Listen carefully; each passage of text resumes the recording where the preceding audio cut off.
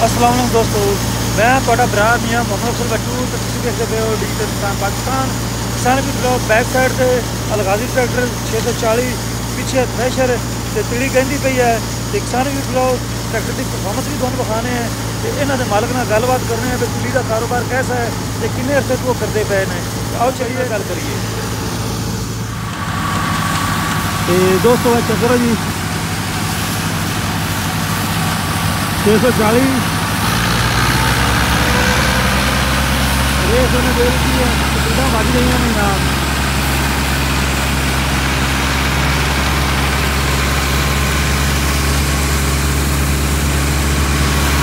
Race दे के machine का जरा है ना पेट है वो खाली कर देता है।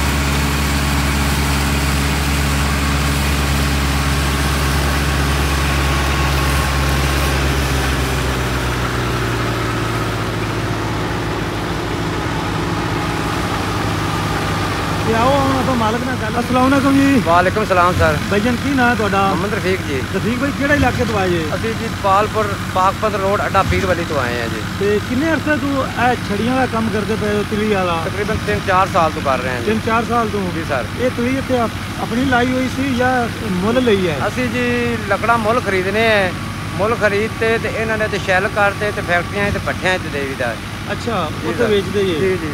ਇਹ ਕੱਲੀਆਂ ਛੜੀਆਂ ਉੱਥੇ ਕਿਉਂ ਨਹੀਂ ਲਿਜਾਂਦੇ ਜੇ? ਇਹਨੂੰ ਗਾਹਣ ਦਾ ਕੀ ਮਕਸਦ ਹੈ? ਉਹਨਾਂ ਇਹ ਰੀਜ਼ਨ ਹੈਗਾ ਜੀ, ਉੱਥੇ ਲਿਜਾਈਏ ਤਾਂ ਸਾਨੂੰ ਕੈਰੇਜ ਖਰਚਾ ਜ਼ਿਆਦਾ ਪੈ ਜਾਣਾ ਹੈ ਤੇ ਲੋਡ ਘਟ ਗਿਆ ਕਰਨਾ ਹੈ ਜੀ।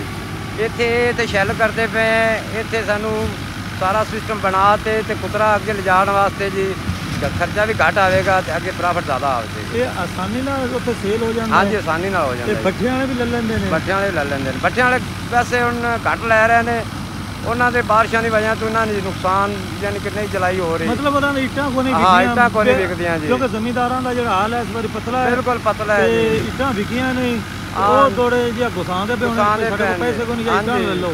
ਅਗਰ ਉਹ ਲੈ ਵੀ ਲਵਣ ਤਾਂ ਪੈਸੇ ਆਉਂਦੇ ਨੇ, ਅੱਜ ਲੈ ਲਵੇਂ ਕੱਲ ਲੈ ਲਵੇਂ, ਜਾਂ ਨਹੀਂ ਇੱਟਾਂ ਲੈ ਲਓ। ਹਾਂ, ਇੱਟਾਂ ਲੈ ਲਓ। ਫੈਕਟਰੀਆਂ ਵਾਲੇ ਵੀ ਪੇਮੈਂਟ ਨਗਦ ਕਰ ਦਿੰਦੇ ਨੇ। ਅੱਛਾ ਜੀ ਸਰ। ਇਹ ਜਿਹੜਾ ਟਰੈਕਟਰ 640 ਜੀ ਸਰ, ਇਹ कैसा ਚੱਲਦਾ ਹੈ? ਇਹ ਬਹੁਤ ਜ਼ਬਰਦਸਤ ਚੱਲਦਾ ਹੈ ਜੀ। ਇਹਦੀ ਐਵਰੇਜ ਵੀ ਬਹੁਤ ਸੈੱਟ ਹੈ। ਮਸ਼ੀਨ ਤੇ ਤਾਂ ਇਹ ਸਲੋ ਰੇਸ ਤੇ ਖੜਾ ਰਵੇ ਨਾ ਜੀ ਤੇ ਤਾਂ ਵੀ ਬੜੇ ਫੜਕੇ ਲਾ ਦਿੰਦਾ ਹੈ। ਜੇ ਹੁਣ ਕਿੰਨੀ ਲੇਬਰ ਜਿਹੜੀ ਕੰਮ ਕਰਦੀ ਪਈ ਇਹਦੇ ਤੇ? ਤਕਰੀਬਨ 8 ਬੰਦੇ ਬਾਹਰ ਟਰਾਲਾ ਭਰਨ ਗਏ ਨੇ ਤੇ 4 ਬੰਦੇ ਇੱਥੇ ਕਰ ਰਹੇ ਨੇ। 4 ਬੰਦੇ ਇੱਥੇ ਕੰਮ ਕਰਦੇ ਪਏ।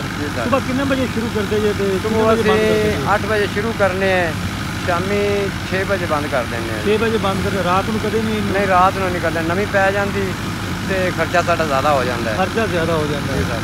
ਤੇ ਇਹ ਸੁਬਹ 6 ਤੋਂ ਸ਼ਾਮ 8 ਵਜੇ ਤੱਕ ਕਿੰਨੇ ਹਜ਼ਾਰ ਦਾ ਡੀਜ਼ਲ ਪੀ ਜਾਂਦਾ ਹੈ? ਤਕਰੀਬਨ 10,000 ਦਾ ਡੀਜ਼ਲ ਪੀ ਜਾਂਦਾ ਹੈ ਜੀ। 10,000 ਦਾ ਡੀਜ਼ਲ ਪੀ ਜਾਂਦਾ ਹੈ। ਤੇ ਰਫੀਕ ਭਾਈ ਮੈਨੂੰ ਦੱਸੋ ਵੀ ਇਹ ਜਿਹੜਾ ਪਰ ਕਿੱਲਾ ਜੀ ਸਰ ਕੀ ਹਿਸਾਬ ਕਿਤਾਬ ਜ਼ਮੀਂਦਾਰਾਂ ਤੋਂ ਖਰੀਦਦਾਰੀ ਕਰਦੇ ਪਏ ਜੀ? ਅਸੀਂ ਸਰ ਜੀ ਕਿੱਲਾ ਤਾਂ ਨਹੀਂ ਖਰੀਦਣਾ ਹੁੰਦਾ, ਅਸੀਂ ਉਹਦੀ ਨਾ ਲੱਕੜਾਂ ਦੀ ਔਸਤ ਲਾ ਤੇ 4,000 5,000 5,500 6,000 ਤੱਕ ਅਗਰ ਪਤਾ ਲੱਗ ਜਾਵੇ ਵੀ ਐਸ ਜ਼ਿਆਦਾ ਅੱਛੇ ਹਨ, ਉਹਦੀ ਐਵਰੇਜ ਵੀ ਜ਼ਿਆਦਾ ਅੱਛੀ ਆ ਸੀ, ਉਹਦੀ ਕੀਮਤ ਜ਼ਿਆਦਾ ਹੈ। ਜਿਹੜੇ ਥੋੜੇ ਜਿਹੇ ਨਰਮ ਹਨ ਉਹਨਾਂ ਦੇ ਪੈਸੇ ਘੱਟ ਹਨ ਜੀ।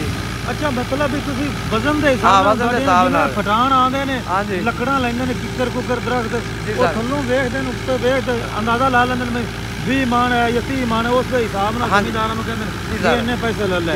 ਤੇ ਤੁਸੀਂ ਵੀ ਤਿਲ ਚੰਗੇ ਨੇ ਤੇ ਫਿਰ ਚੰਗਾ ਰੇਟ ਹੋਵੇਗਾ ਜੀ। ਜੇ ਤਿਲ ਮਾਠ ਨੇ ਤੇ ਮਾਠਾ ਰੇਟ। ਹਾਂ ਜੀ ਸਰ। ਤੇ ਠੀਕ ਹੋ ਗਿਆ ਜੀ। ਰਫੀਕ ਭਾਈ ਅੱਲਾਹ ਤਾਲਾ ਤੁਹਾਡੇ ਕਾਰੋਬਾਰ ਵਿੱਚ ਤਰੱਕੀ ਦੇਵੇ। ਆਮੀਨ। ਆਓ ਤੁਹਾਡੀ ਮਸ਼ੀਨ ਦੀ ਪਰਫਾਰਮੈਂਸ ਵਿਖਾਈਏ ਦੋਸਤਾਂ ਨੂੰ। ਤੇ ਦੋਸਤੋ ਕਾਰੋਬਾਰ ਕੋਈ ਵੀ ਹੈ ਨਾ ਕਰਨਾ ਚਾਹੀਦਾ ਹੈ ਤੇ ਅੱਲਾਹ ਤਾਲਾ ਰੋਜ਼ੀ ਦੇਣ ਵਾਲਾ ਹੈ।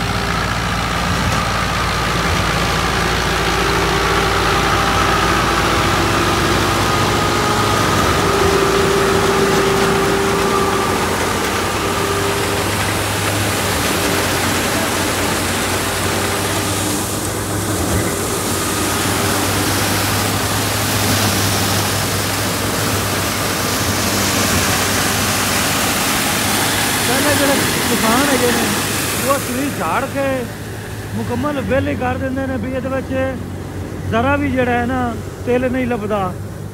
ਤੇ ਇਹ ਤੁਹਾਨੂੰ ਵਿਖਾਵਾਂ ਮੈਂ ਖੁਦ ਵੀ अच्छा कर लो, बिल्कुल ना खाली है, खाली कख नहीं निकला। लेकिन जो फिर मशीन च आता है तो फिर अगर कोई बच जाता है तो वो हल्के फुल्के ठंडे मिलते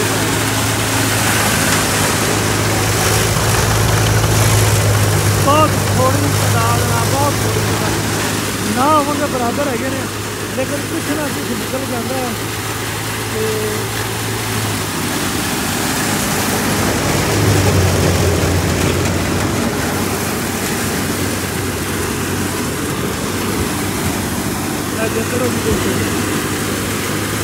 मेरा ख्याल है भी हो सकता है भी जिन्हें डिग पैन या टाले पैन है हो सकता है भी डीजल का खर्चा जोड़ा है ना एक दिन का वो पूरा हो सकता है तो बाकी काफ़ी मेहनत तलब काम है जनाब सुबह 6 बजे उठना बल्कि 6 बजे काम शुरू कर देंगे ने रात 8 बजे तक चलाई रखते हैं चेक करो 2 लेबर उन्होंने 4 बंदे 5 इतने काम करते पे हैं और बाकी जनाब फील्ड जाके खरीद के इतने लिया के इकट्ठी करते हैं लोग गाँव ने फिर जनाब तूड़ी में ले जाते हैं अगे जिस तरीके रफीक भाई आख्या है तो अपनी रोटी पूरी करते पे हैं गाजी ट्रैक्टर जनाब हाँ छोटा हो बड़ा हो थ्रैशर का शहजादा है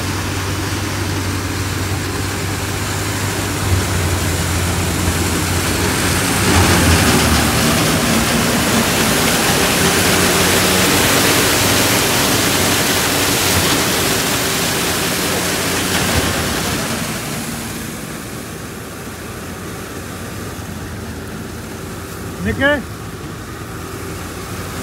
अस्सलाम वालेकुम। वालेकुम अस्सलाम। ਤੁਹਾਡੀ ਦਿਹਾੜੀ है या ठेका है?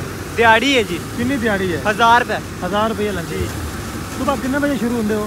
सुबह 8 बजे तो शामी 7 बजे या 6 बजे 6 बजे या 7 बजे बंद हो जाते ठीक ये 200 1000 रुपया लेबर दिहाड़ी लंदी पई है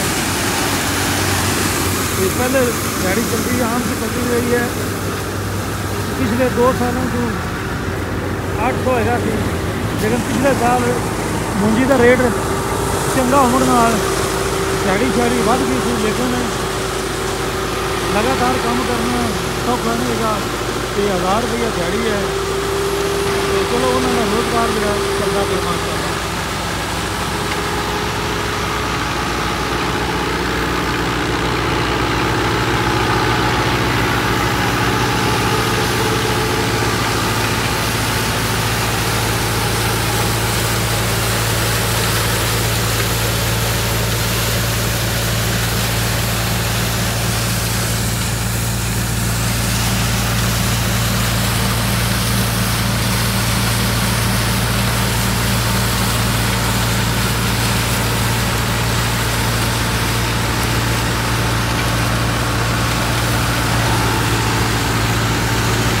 तो एक मैं और अपने दोस्तों को दसना चला कि जिन्नियां भी मशीन थ्रैशर हाँ रूटावेटर है हाँ थ्रैशर है तो आ जी शाफ्ट हैगी है PTO की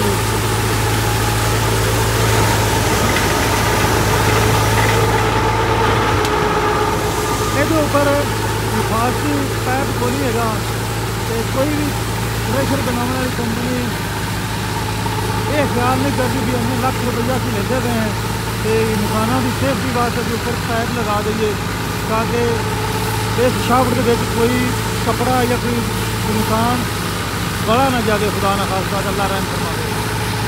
बाकी जनाब 640 कमाल की परफॉर्मेंस दे रही है तो रेट फ्रूट भी बनता सीधा 200 4-5 हज़ार का किला तो फिर फील्ड च चुक के लिया इकट्ठा करना फिर गाँवना फिर अगे जाके बेचना तो आई फिर से हालत कानून जाओ तो हम मैंने तो इजाजत बड़ा भरा मियां मोहम्मद अफजल बट्टू अल्लाह हाफिज़ पाकिस्तान जिंदाबाद।